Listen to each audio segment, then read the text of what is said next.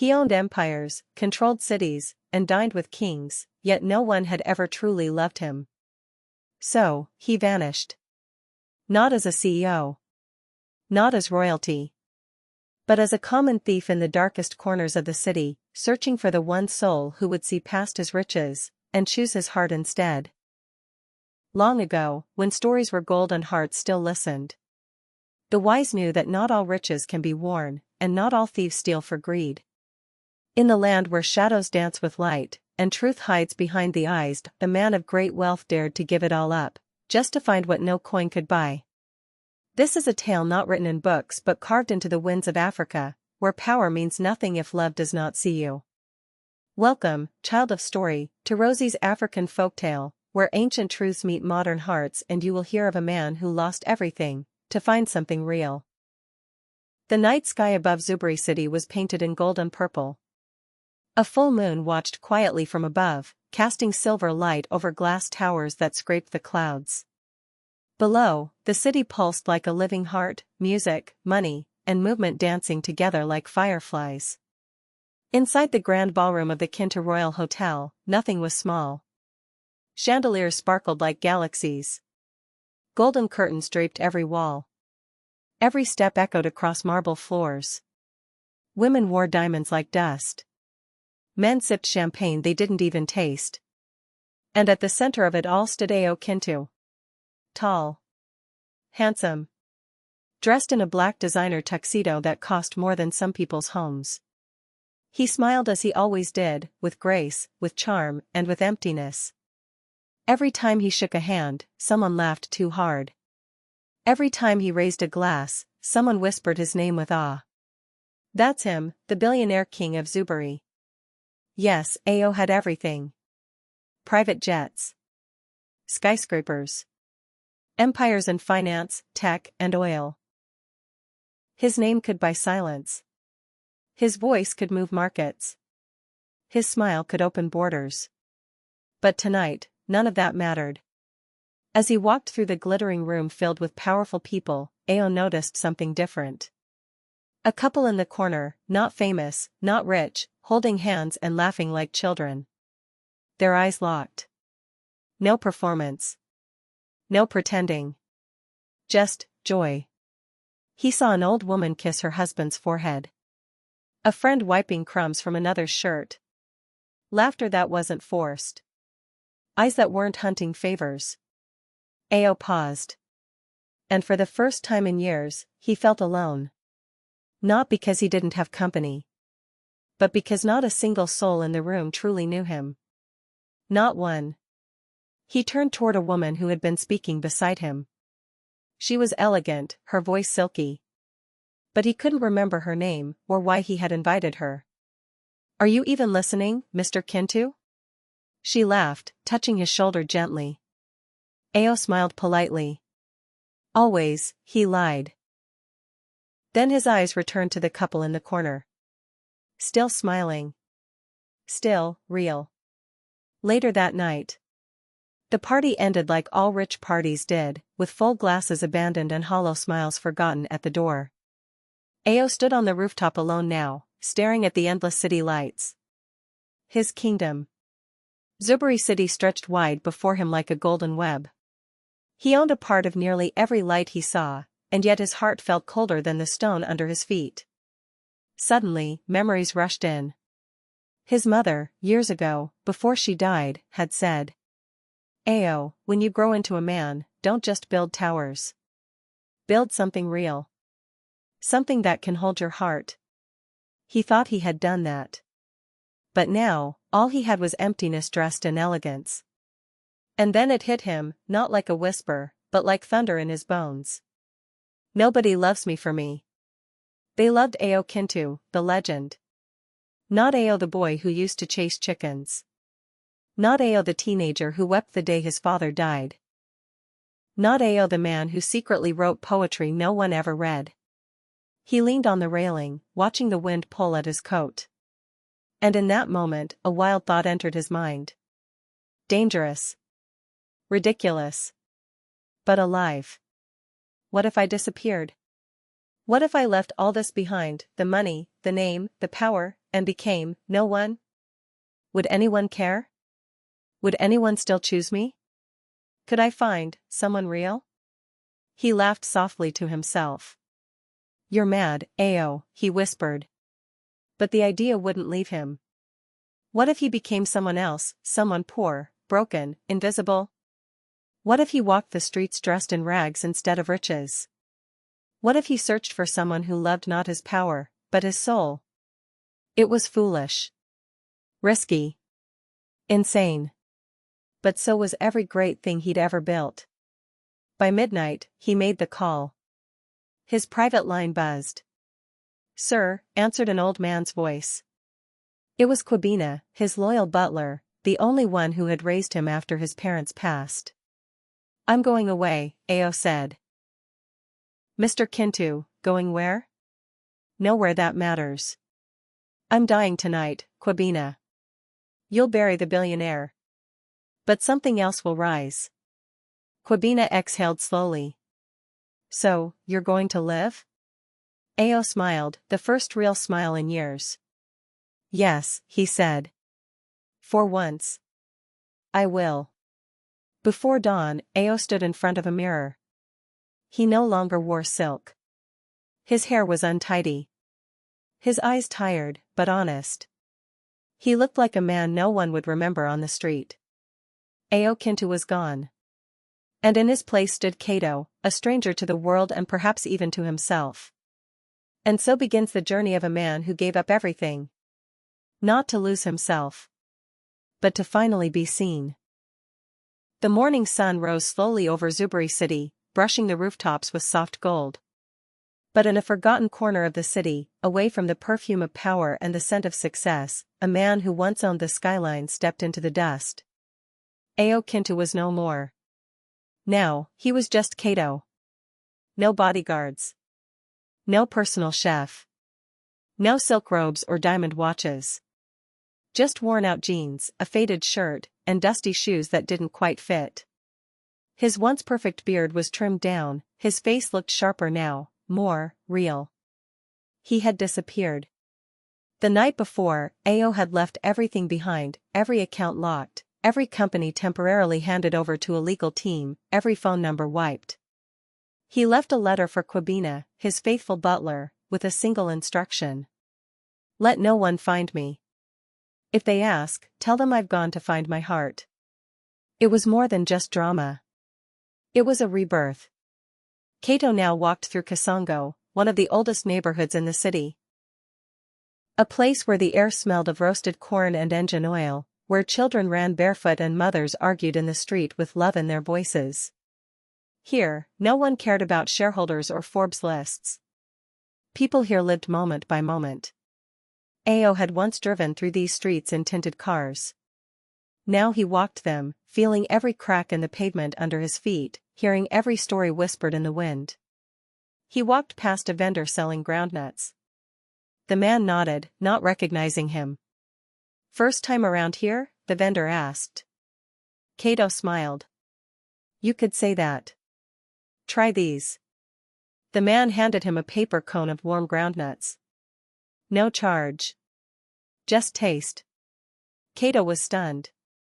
The billionaire who had paid for $2,000 desserts had just received a gift, a kind one, for free. The nuts were crunchy and slightly sweet. He chewed slowly. And for the first time in a long time, something felt true. Kato found a small, broken-down room to rent in a compound of rusted roofs and cracked walls. The landlord looked him up and down and said, "Don't cause trouble, and pay on time." "I will," Kato said. He had taken just enough money in cash to survive, nothing digital, nothing that could trace him. That night, he sat on a mattress laid flat on a concrete floor. No air conditioning. Just the open window and a mosquito net. He watched the ceiling.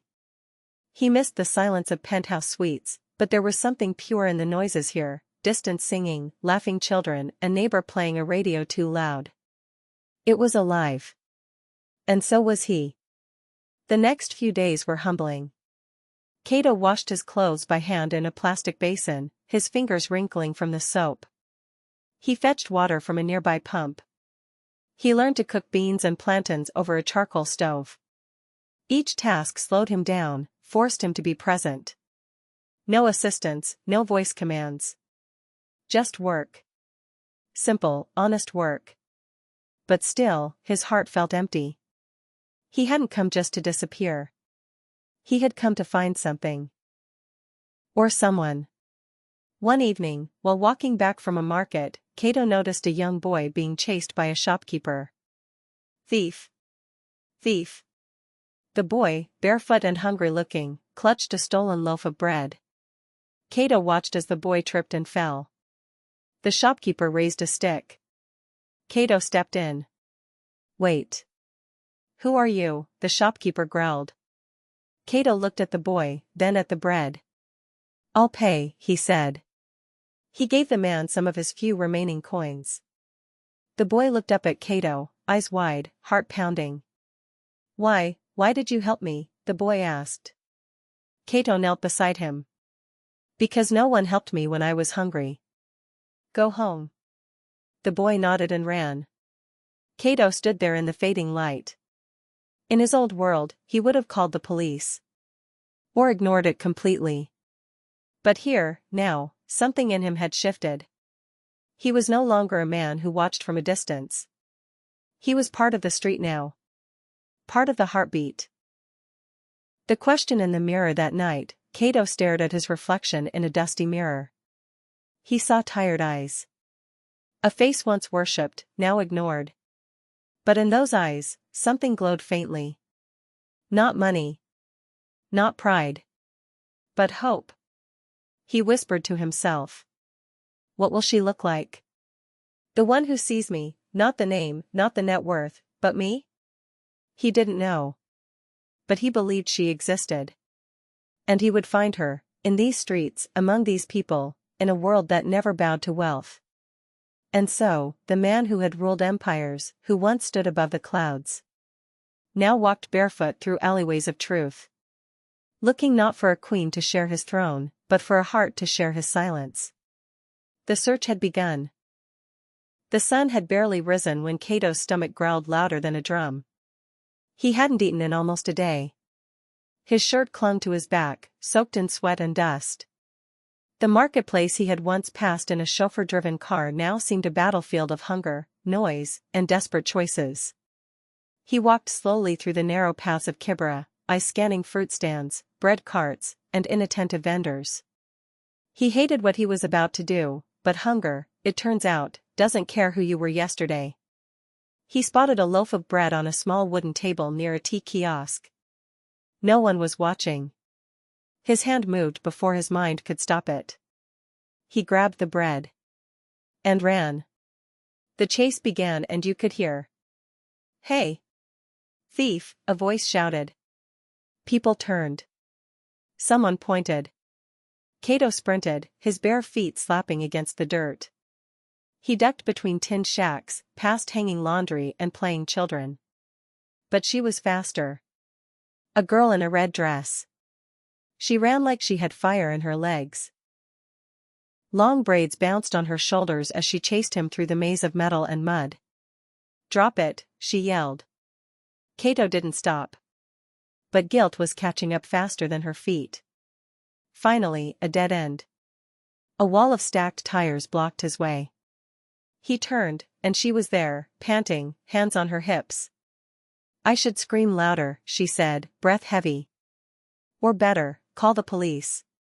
Kato backed away slowly. I didn't mean. Save it, she snapped. Everyone who steals says that.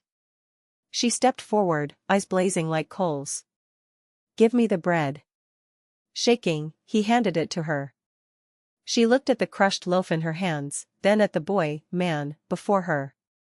Dirty. Hungry. Empty-eyed. You don't look like a thief, she said. But I hate thieves. Then came the twist. She tore the loaf in half, threw one piece at his chest, and said, Eat. But tomorrow you work for it. Her name was Sena. The next morning, Kato returned to the same spot. She was there, under a makeshift tent, reading to children seated on plastic chairs. He stood awkwardly nearby, not sure if she even remembered him. "You came," she said without looking up. "You said I must." "I didn't think you would." He shrugged. "Well, you're here now. Grab those storybooks and hand them out." And just like that, he became her assistant. He found out her name was Sena. She was 25, a volunteer teacher, born and raised right there in Kibera. Her dream was to build a real school with brick walls and chalkboards that didn't break. She didn't smile much. She didn't trust easily. But she taught with fire in her voice and light in her eyes. The work begins and Kato spent the day helping her. He passed out pencils, tied kids' shoes, even sang during counting games. The children loved him instantly. His soft voice and awkward charm made them laugh. But Sena? She watched him with suspicion. "Why are you really here?" she asked as they packed up. "You told me to come," he said.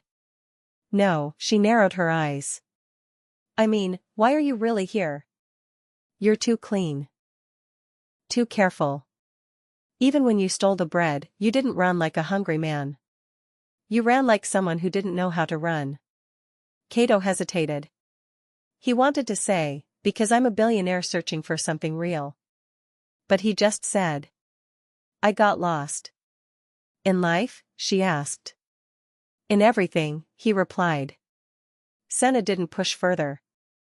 But she didn't let her guard down either. The next day, she gave him rules. "Don't lie to me," she said. "Don't pretend to be poor if you're not. Don't flirt. Don't think you'll win me over with charm. If you work, work hard. If you want food, earn it." Kato listened, amazed. No one in his world ever gave him rules. People bowed, smiled fake smiles, and agreed with everything he said. But this girl? She didn't care who he was. She only cared who he was willing to become. That evening, she shared her ukulele and sukuma wiki with him. They sat on a broken step, feet in dust, watching kids play with plastic bottle caps. "This isn't much," she said, "but it's real." "It's more than I've ever had," Kato whispered. She looked at him sideways. "You talk strange." "I think strange too," he grinned. She didn't laugh. But her lips almost curled. Sena told him her father was a thief. Left when she was 7. Her mother raised her on hard work and harder prayers. That's why she hated thieves. "They take more than food," she said. "They take trust." Kato wanted to tell her everything. But the words stuck in his throat. Because how do you tell a girl who hates thieves that you're pretending to be one? That night, as he walked back to the shack he rented with borrowed coins, Kato stared at the sky. The stars looked different from this side of the city. Not sharper, not duller, just closer. He thought of Sena's sharp eyes, her soft heart, and the children clinging to her skirts. She was nothing like the women who once fought for his attention at fancy banquets. She was real. She was honest. She was fire. And for the first time in his life, Kato feared something deeper than failure. He feared being found out. Not because he didn't want to tell her. But because once she knew the truth, she might never look at him the same way again. She hated thieves. But she fed one. She gave him bread, rules, and a place to begin again. And he, a man lost in his own disguise, found a woman too brave to believe in fairy tales, but too kind to walk away from a hungry soul. The rooster crowed before dawn. In Kibera, the world starts early. Children's voices echoed through tin walls. Tiny feet splashed through puddles left from last night's rain. Kato, still getting used to waking without silk sheets and marble floors, rubbed his eyes and stepped out of the tiny shack he'd rented. He carried a bucket of water in one hand, a bar of soap in the other, and 1,000 thoughts in his heart. Today, he would help at Sena's orphanage, the place she called Hope home. But first, he had to lie. When he arrived, Sena was already cleaning. She wore a plain blue dress and had tied her braids into a bun. Her hands were busy, but her eyes were sharp. "You're late," she said. "I didn't know roosters screamed that early," he joked. She didn't laugh, but she didn't frown either. Progress. The children squealed when they saw Uncle Cato.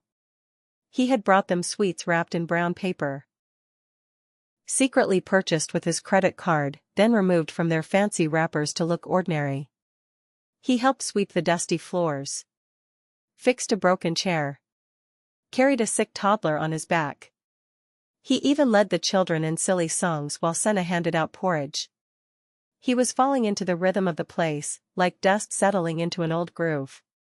And yet, beneath every smile, he held on to a lie. During lunch, Sena sat beside him. She finally asked, "So, where are you really from, Cato?" Cato took a breath. He looked at the children. Their scarred feet, patched clothes, and wide eyes. He thought of how they trusted him. How she, Sena, had started to look at him without suspicion. He couldn't tell her the truth. So, he lied. "I grew up in the streets of Mombasa," he said, voice low. "My parents left when I was small. I joined a gang. Stole food. Got chased more than I can count." She listened, her face unreadable. "I came to Nairobi looking for work. But the city doesn't welcome everyone," he continued. "I've slept under bridges. Fought for scraps. I've made mistakes. That bread I stole? It wasn't my first time." Sena's lips pressed tight. Then, slowly, she nodded. "You're honest about your past," she said. "That matters more than where you came from." Cato looked away, guilt crawling in his chest like a hungry rat. Later that day, they sat beneath the mango tree in the yard. Children ran around chasing each other with sticks and old plastic bottles. Sena sighed. "They think this is a game," she said. "But poverty isn't something to laugh about." "They laugh because they still believe," Cato replied. "They haven't given up yet." She looked at him. For the first time, her lips curved upward, not into a smirk, but a real, gentle smile. "You're strange," she said. He smiled back. "Strange how?" "You talk like someone who's read poetry, but walks like someone who's run from police." They both laughed. And that laughter felt like warm water on frozen hands. That evening, Sena called Cato to the storehouse. "We're low on rice," she said. "Help me carry some from the back." In the dim room filled with sacks and dust, she tripped over a bucket. Cato caught her. For a moment, she was in his arms. So close, he could feel her heartbeat. So close, he forgot the name Cato and nearly said, "Sena, my name is Ayo Kintu." But instead, he said nothing. And she stepped back. "Careful," he said. "I'm always careful," she replied, adjusting her dress. But Cato noticed, her cheeks had turned the color of ripe guava. That night, Cato couldn't sleep. He lay on his back, staring at the tin roof. He thought about how he used to sleep in king-sized beds with Egyptian cotton sheets, guarded by high walls and quiet servants. Now, he slept on a thin mattress, with rats whispering in the dark. And yet, he had never felt more awake. He touched his chest, where her hand had briefly rested earlier. That tiny smile. That small moment. It wasn't much. But it was the first thing in years that felt real. But truth is a stubborn thing. It claws at liars in their dreams. Cato began to feel it creeping in. Each time Sena looked at him with trust, it hurt a little more. Each time the children hugged him and called him uncle, he felt unworthy. Each time he prayed, yes, he'd begun to pray again, he asked, "What will she do, when she finds out who I really am?" Because the truth was no longer just a hidden part of his story. It was a fire waiting to burn everything he was building. The first lie came gently, like a leaf falling onto still water. But even small lies ripple deep. And while he wanted her heart, He gave her a false name and a broken past. Still, her first smile became his first hope. And in that quiet flame, he found something he hadn't known he was searching for. A reason to become the man he had only pretended to be. A shadow at the gate. It began on a quiet afternoon. The children were playing under the jacaranda trees, purple petals dancing in the breeze like confetti. Sena was painting an old bench by the yard when she heard the sound, boots scraping against gravel. She turned and saw them, 3 men standing by the orphanage gate.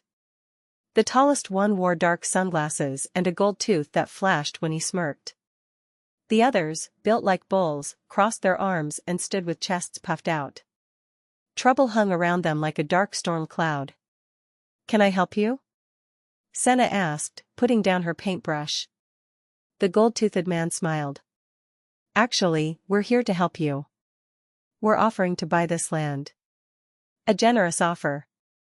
"This land is not for sale," she said, voice firm. "Oh, I think you'll change your mind," he replied, tossing a folded paper at her feet.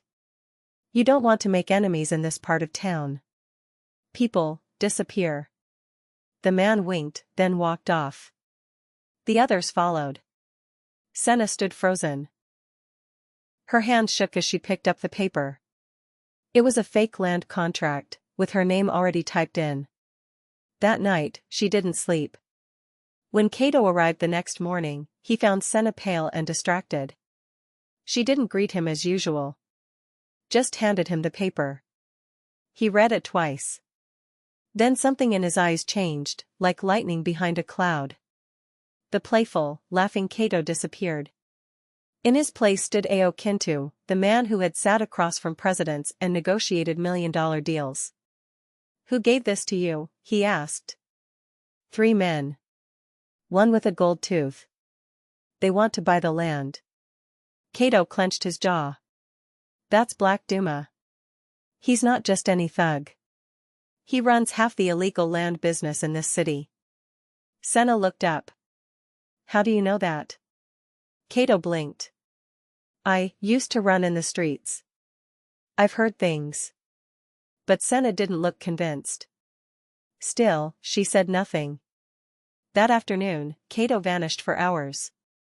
When he returned, he had maps, documents, and a dusty laptop.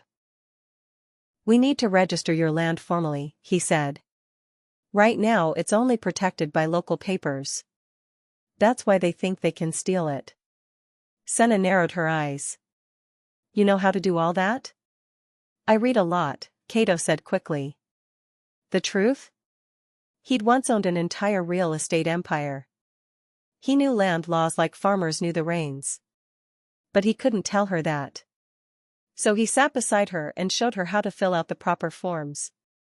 He helped her send emails to lawyers. He made phone calls in alleyways, using a fake voice so no one would trace him. Every time Sena looked at him, something pulled at her chest. Cato moved with precision. He solved problems with sharp thinking, not fists. He wasn't just street smart. He was something else. Something more. Duma strikes again, and 2 nights later, the threat became real. A brick crashed through the window of the orphanage's kitchen. Children screamed. Sena ran into the dark hallway barefoot. The fire had not spread far, but smoke filled the air. Cato was already there, pulling a bucket of water and hurling it toward the flames. Then, without warning, he dashed into the street, chasing shadows. He didn't catch anyone, but when he returned, his shirt was torn, and his face was flushed with anger. "They're watching," he told Sena. "We have to act fast." Sena pressed a towel to his arm. "Who are you really, Cato?" "I told you. Just a man trying to be better." But even she could feel it, his voice carried weight. He spoke like a leader. Fought like a soldier. Something didn't add up. The next morning, the sun rose over the orphanage like gold pouring through a sieve. Sena stood beside Cato on the porch. Her face was tired, but her eyes, softer. "Thank you," she said quietly. "For what?" "For staying. For fighting for us." Kato smiled. You're worth fighting for. And in that moment, when the world was still, and the children were not yet awake, Sena touched his hand. Not by accident. Not in panic. But gently, like someone saying I see you. But just before dawn, Kato returned to his shack and opened his secret phone. He called a private investigator. I need everything on Black Duma's operations. Where he hides his money. What government friends he has. I want his empire broken from the inside. Yes, Mr. Kintu, the voice replied. He hung up, staring at the cracked ceiling. This wasn't just about land anymore. It was about her. The underworld had reached out its greedy hand. But in the middle of fear, she saw something rare. A man who didn't just protect her, but outsmarted the darkness itself. Still, behind every hero is a secret. And soon, Sena would learn the truth hidden behind the smile of the man called Kato. A new morning, a new man.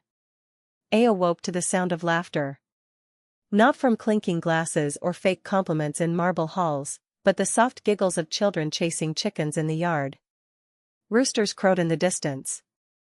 A warm sunbeam slipped through the curtain of his tiny shack. He sat up slowly, blinking at the cracked ceiling. There was no air conditioner. No silk sheets. No servants. Just a wooden bed. A water jug. And a new kind of silence. Peaceful silence. Outside, a little girl named Lonnie knocked on his door with a shy smile. Kato. Breakfast is ready. He stepped out barefoot. The ground was warm beneath his feet. A few other children ran past him, giggling and waving. He waved back, heart swelling in a way he didn't expect. He longed for the taste of something real. Breakfast was a simple meal of boiled yams, fried eggs, and red tea. Sena served the food herself. No trays. No maids. Just her apron tied over her faded orange dress, sleeves rolled up, hair tied in a scarf. Ayo watched her from the bench where he sat with two boys on either side. She wasn't graceful in the way women at galas were. She didn't wear pearls or designer heels. But there was something beautiful in the way she bent down to clean a child's face, or how her eyes lit up when someone said something silly. She noticed him watching and smiled. Ayo quickly looked away, cheeks warm. He felt like a teenager. That day, Ayo fixed broken chairs, swept the playroom, and helped teach the alphabet to a boy named Toma who refused to sit still. When he wasn't working, he was laughing, with the kids, with Sena, with himself. He even tripped over a laundry basket and spilled clothes everywhere. The children laughed so hard they cried. Ayo laughed too. Because for once, no one was trying to impress him. No one was using him. He was just Kato, the helper, the cleaner, the uncle who made up bedtime stories with dragons and talking goats. That evening, they sat on the front steps, watching the sun melt behind the hills. Sena passed him a bowl of roasted maize. You're good with the kids, she said. He shrugged. They remind me of something I never had. She looked at him quietly. Family? He nodded. Peace. As night fell, the power went out. A soft wind blew through the open windows. Sena lit a lantern and placed it between them. Shadows danced on the walls like spirits telling stories. Ayo glanced at her hands, how they moved gently across the fabric of her skirt. How her eyes seemed to hold stars in them. You're not like other women I've met, he said. Oh, she smirked. Because I make you sweep floors and scold you when you're late? He chuckled. No. Because you're real. She blinked. The room felt suddenly smaller. The air thicker. He leaned in slightly. You make me feel like I belong. For a moment, time slowed. The lantern flickered. Outside, a cricket chirped. Inside, Sena's breath caught as Ayo gently touched her hand. I shouldn't, she began. But his eyes asked a question. And hers answered. Their lips met, softly, hesitantly, like two hearts brushing past years of pain to find something whole. The kiss wasn't perfect. It wasn't practiced. But it was true. And that made it unforgettable. When they pulled away, Sena looked down. Her cheeks flushed. Her heart beat loud in her ears. Kato, I don't normally. He shook his head. Me neither. They both laughed, awkward and breathless. But as she stood and walked away into the darkness, Ayo sat alone on the step, his smile slowly fading. Because under the stars, the truth pressed heavy on his chest. He wasn't Kato. He wasn't a former street thief. He was Ayo Kintu, billionaire, heir, liar.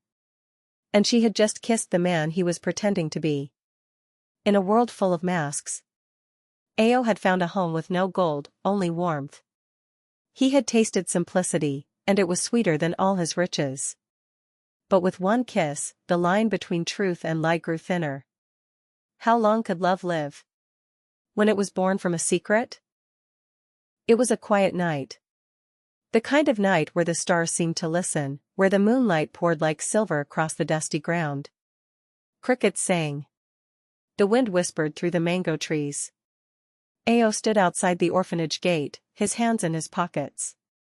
He had been helping fix a broken fence, but his mind wasn't on nails or wood. It was on her. Sena. She walked toward him slowly, barefoot, with her arms folded around herself like she was hiding from something colder than the wind.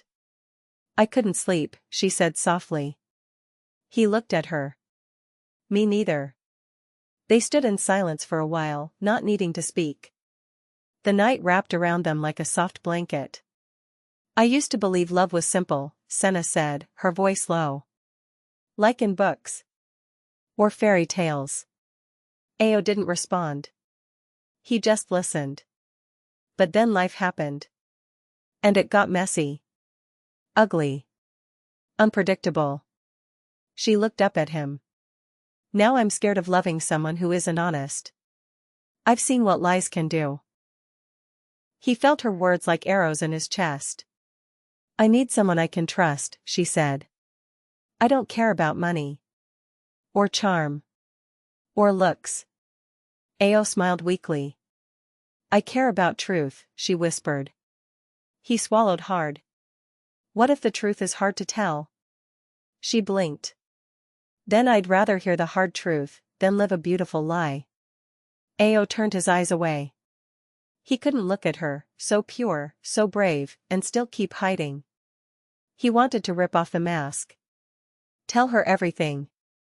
That he wasn't a thief. That his name wasn't Kato. That he lived in a mansion guarded by gates taller than her whole building. That the car parked in the next town, under heavy watch, was his.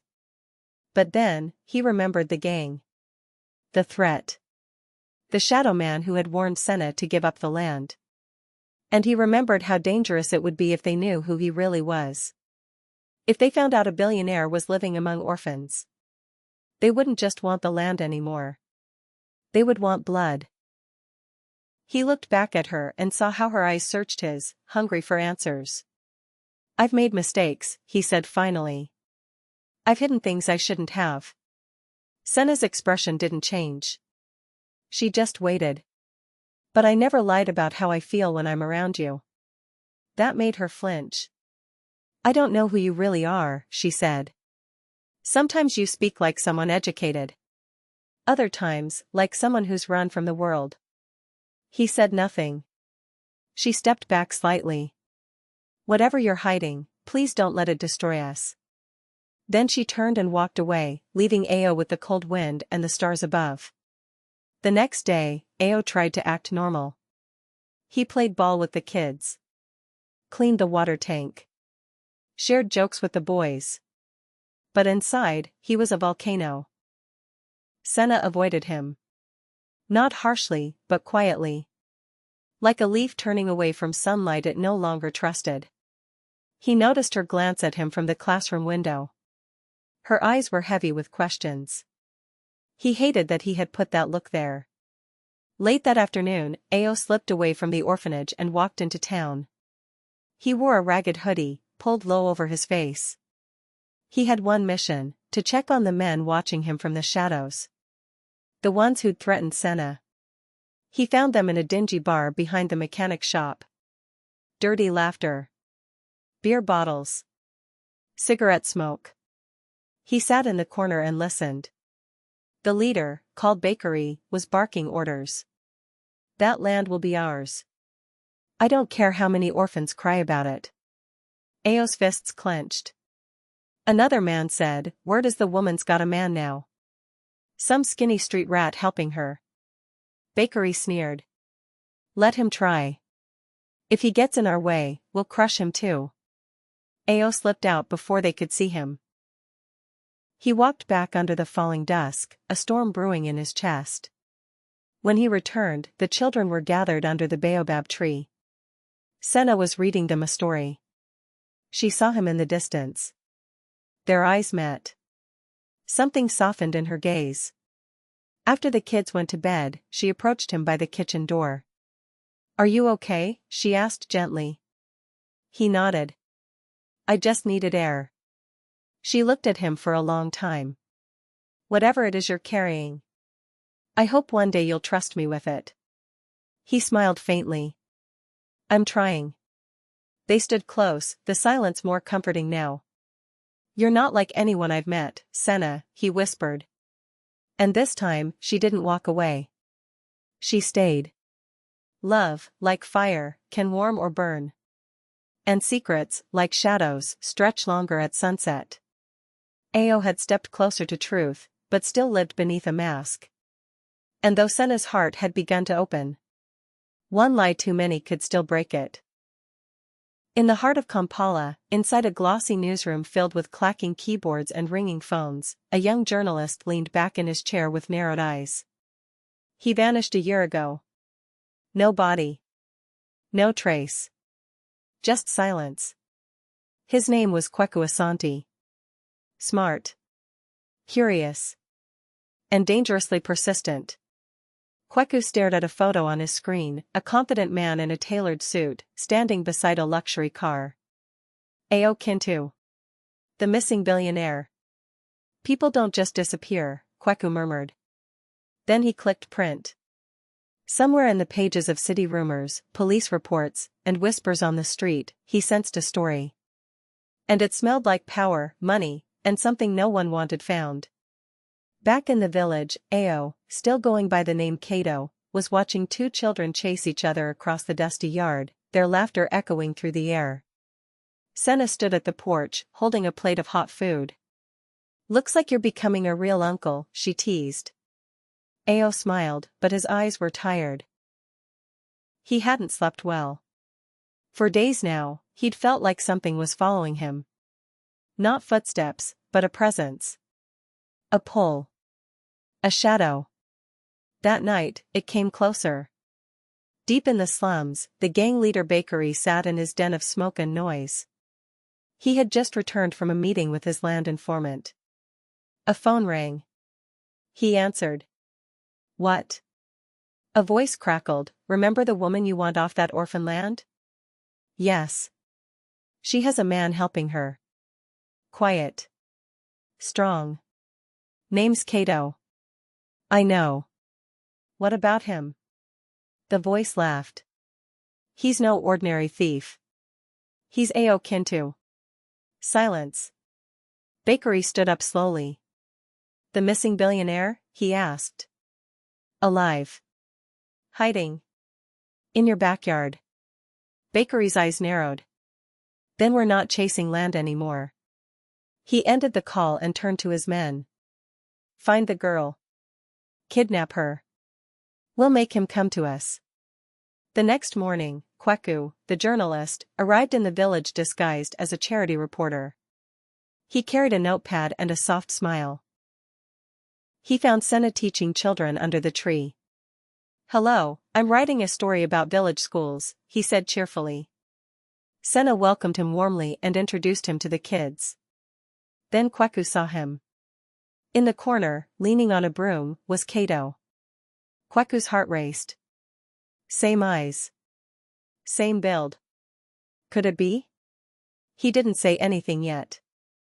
But he began taking photos, quietly, carefully.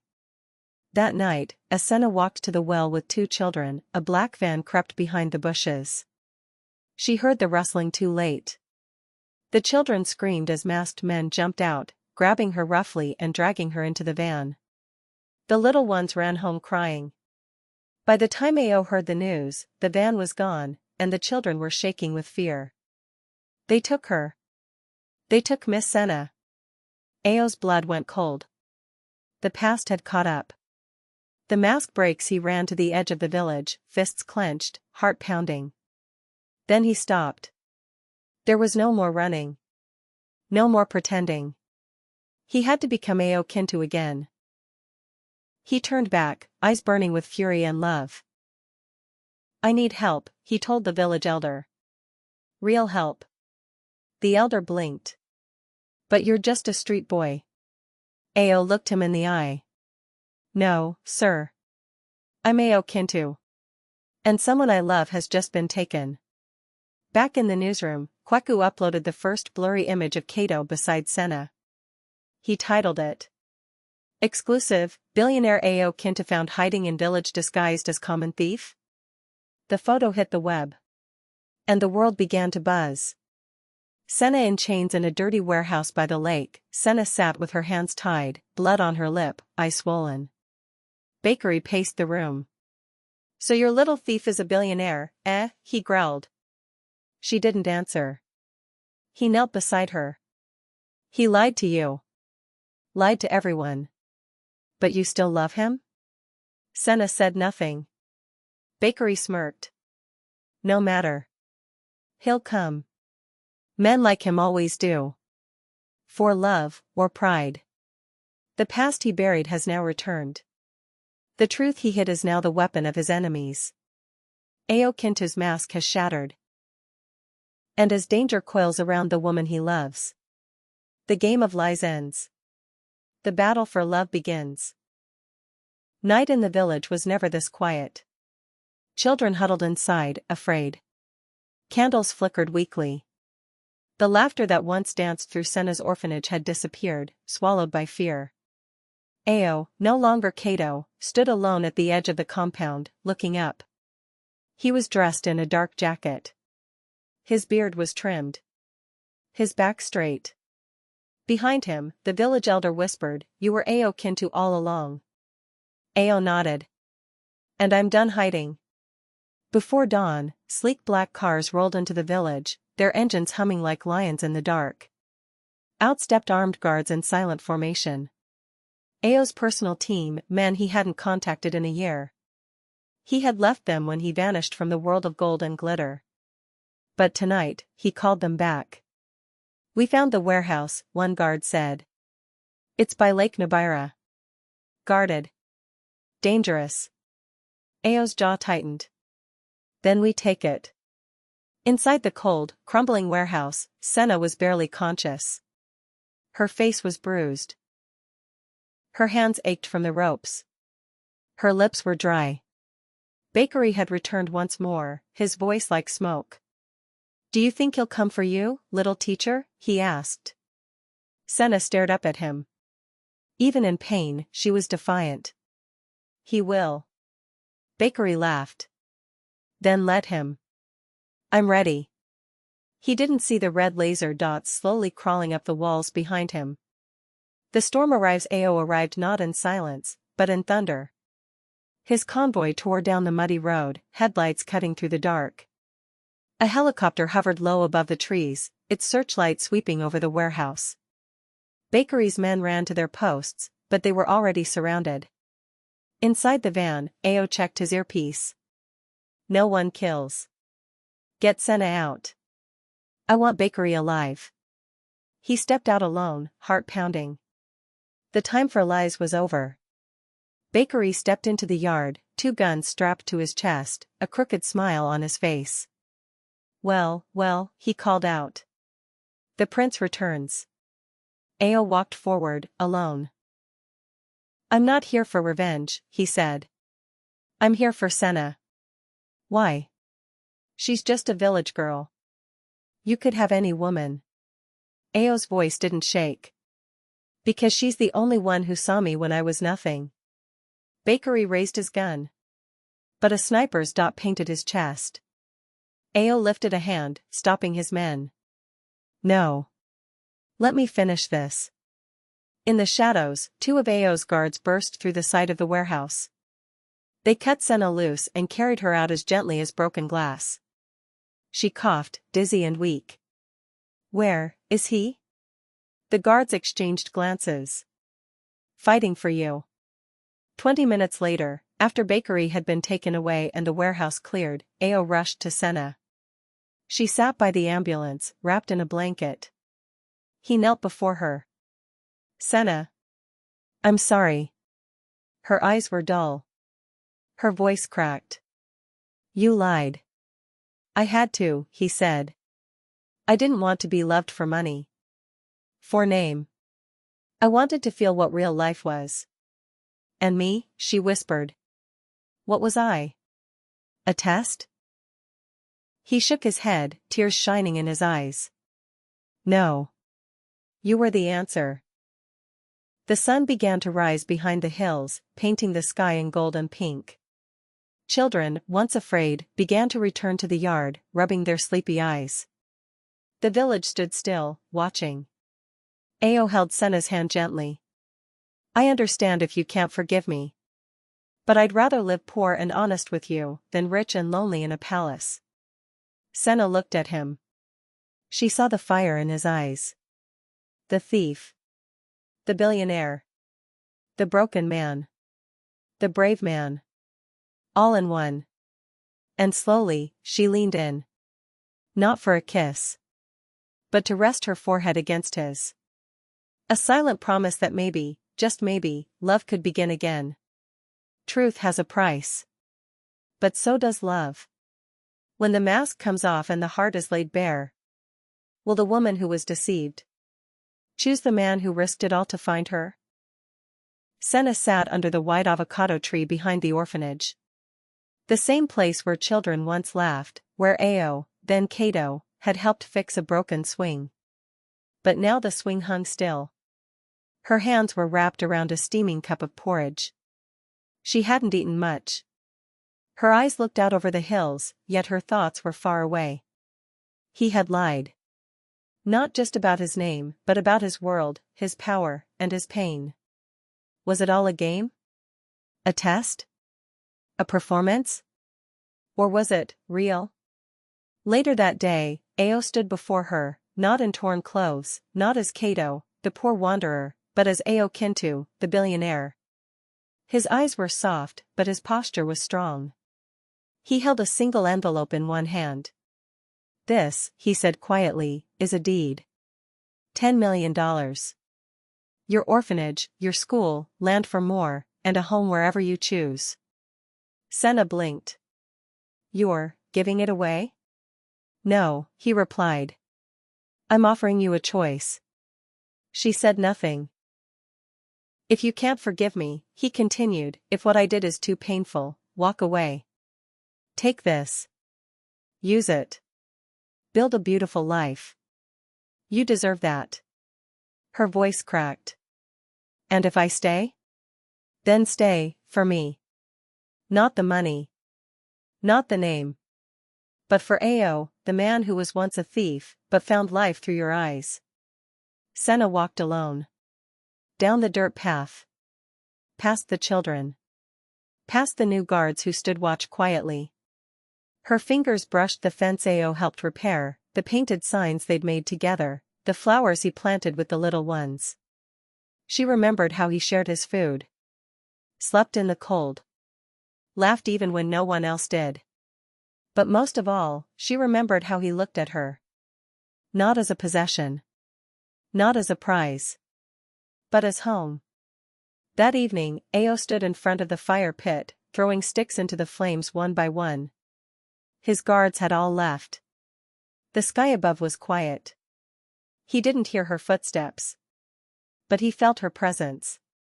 Sena stepped beside him and said nothing.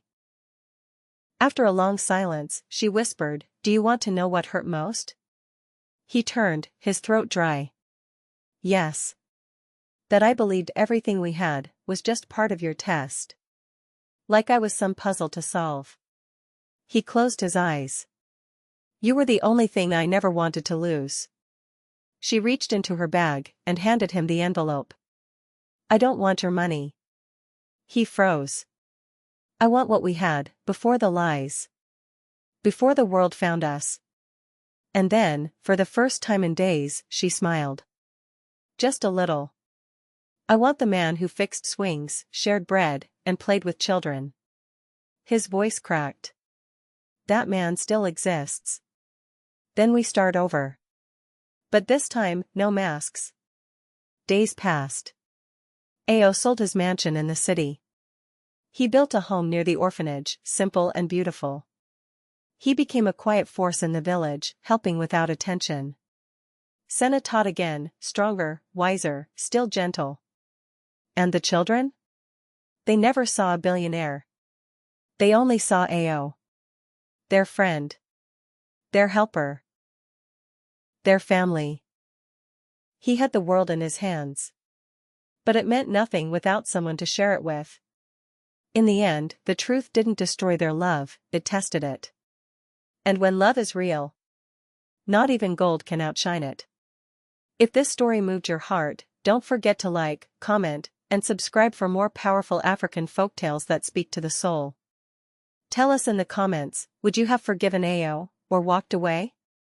Tap the bell so you never miss a tale from Rosie's African folktales, where love, truth, and destiny collide.